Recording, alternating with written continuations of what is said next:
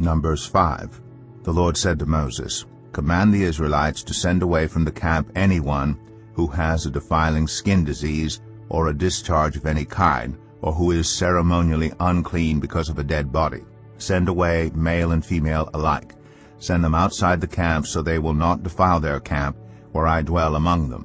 The Israelites did so. They sent them outside the camp. They did just as the Lord had instructed Moses.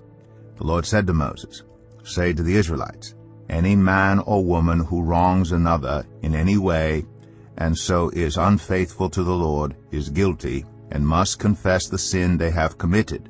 They must make full restitution for the wrong they have done, add a fifth of the value to it, and give it all to the person they have wronged. But if that person has no close relative to whom restitution can be made for the wrong, the restitution belongs to the Lord and must be given to the priest, along with the ram with which atonement is made for the wrongdoer. All the sacred contributions the Israelites bring to a priest will belong to him. Sacred things belong to their owners, but what they give to the priest will belong to the priest." Then the Lord said to Moses, "Speak to the Israelites and say to them, if a man's wife goes astray and is unfaithful to him, so that another man has sexual relations with her, and this is hidden from her husband, and her impurity is undetected, since there is no witness against her, and she has not been caught in the act, and if feelings of jealousy come over her husband, and he suspects his wife, and she is impure, or if he is jealous and suspects her even though she is not impure, then he is to take his wife to the priest. He must also take an offering of 1/10 of an ephah of barley flour on her behalf.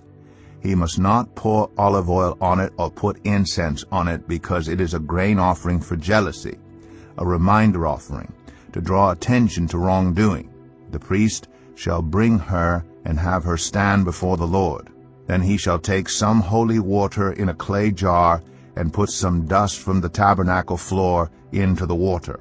After the priest has had the woman stand before the Lord, he shall loosen her hair and place in her hands the reminder offering, the grain offering for jealousy, while he himself holds the bitter water that brings a curse.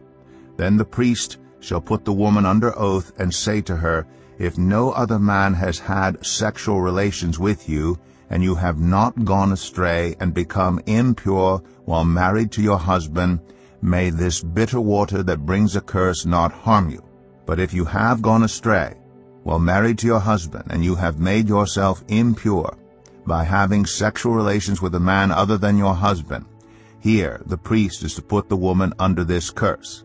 May the Lord cause you to become a curse among your people when he makes your womb miscarry and your abdomen swell. May this water that brings a curse enter your body, so that your abdomen swells or your womb miscarries." Then the woman is to say, "Amen, so be it." The priest is to write these curses on a scroll and then wash them off into the bitter water. He shall make the woman drink the bitter water that brings a curse, and this water that brings a curse and causes bitter suffering will enter her. The priest is to take from her hands the grain offering for jealousy, wave it before the Lord, and bring it to the altar. The priest is then to take a handful of the grain offering as a memorial offering and burn it on the altar. After that, he is to have the woman drink the water.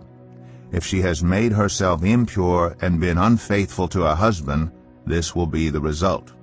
When she is made to drink the water that brings a curse and causes bitter suffering, it will enter her. Her abdomen will swell, and her womb will miscarry, and she will become a curse. If, however, the woman has not made herself impure but is clean, she will be cleared of guilt and will be able to have children.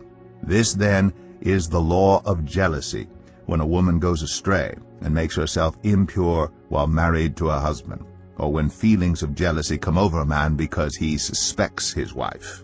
The priest is to have her stand before the Lord and is to apply this entire law to her. The husband will be innocent of any wrongdoing, but the woman will bear the consequences of her sin.